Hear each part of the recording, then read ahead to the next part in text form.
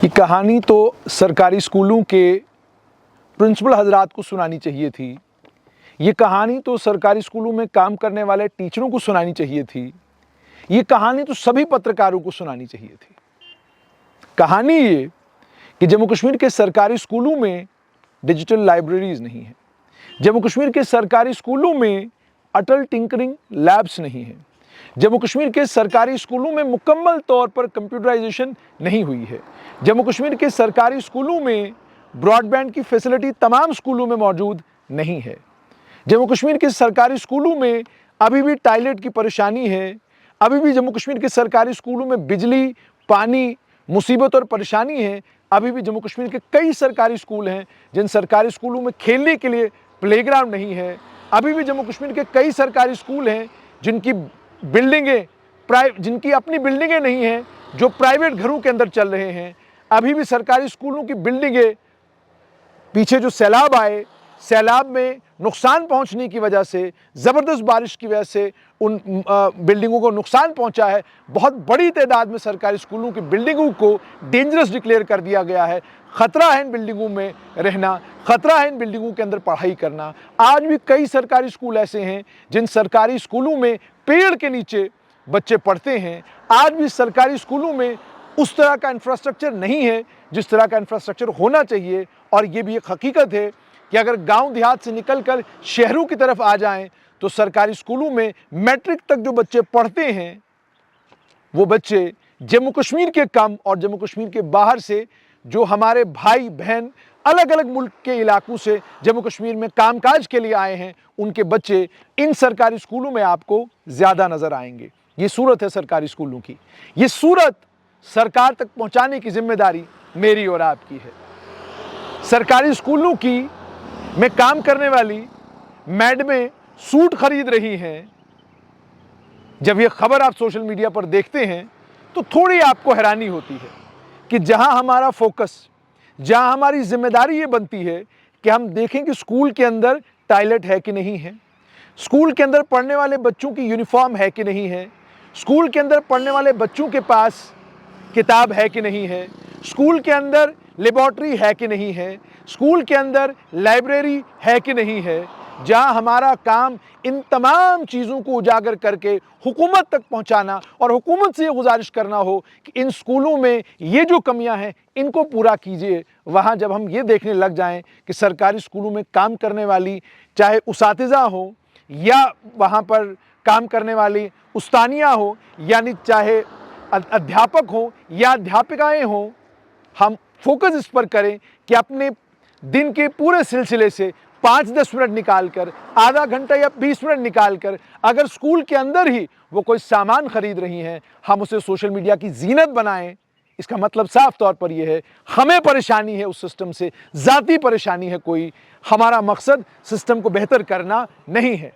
सरकारी स्कूलों के अंदर ये तमाम कमियां हम स्ट्रेट लाइन पर उजागर करते रहे हैं। आज भी आपको बताएंगे कि जहां तक डिजिटल लाइब्रेरीज का ताल्लुक है, जम्मू कश्मीर के सरकारी छोड़िए प्राइवेट स्कूल्स का भी जहां तक ताल्लुक है, सिर्फ 0.8% स्कूल हैं जिनमें डिजिटल लाइब्रेरीज मौजूद हैं। इसमें भी बड़ा नंबर केंद्रीय विद्यालयों का है जिनमें 28.6% केंद्रीय विद्यालयों में डिजिटल लाइब्रेरीज हैं।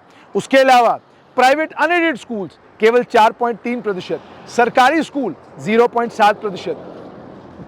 इसी तरीके से अटल टिंकरिंग लैब्स का जहां तक ताल्लुक है, टोटल 10% अटल टिंकरिंग लैब्स हैं, इसमें से 42.9% केवीज में है। उसके बाद नवोदय विद्यालय में 30% के करीब, स्टेट गवर्नमेंट 4.5%, प्राइवेट अनएडेड 16.5% और बाकी तमाम 11%।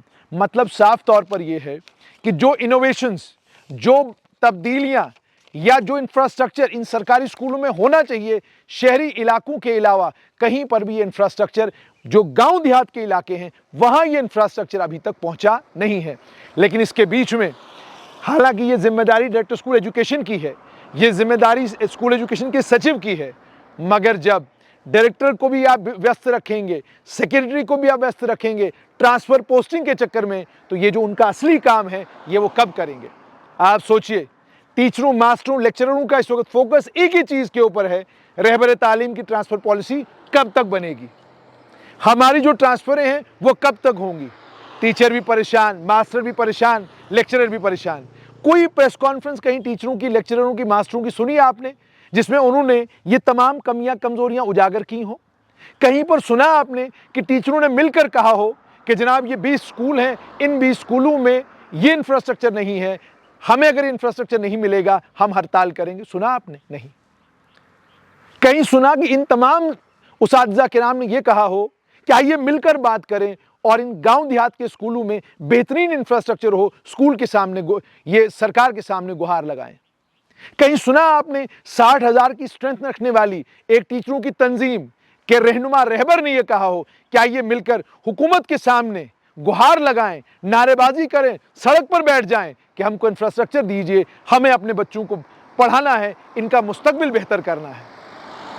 ये कहीं आपने नहीं सुना होगा। आप मुझे क्रिटिसाइज करना चाहें, कर सकते हैं, तल्ख अंदाज में मेरी बात आप और ज्यादा तल्ख अंदाज में कहने का हक रखते हैं। हम एक डेमोक्रेसी का हिस्सा हैं, आप जैसे मर्जी वैसे बात करें। मेरी बातें आपको बुरी लगें, मेरी बातें आपको तल्ख लगें, मेरा लहजा आपको गलत लगे, मगर मैं खुद एक गांव से आता हूं। उस गांव के स्कूल की हालत उस वक्त क्या थी जब मैं वहां से निकला था, मुझे पता है।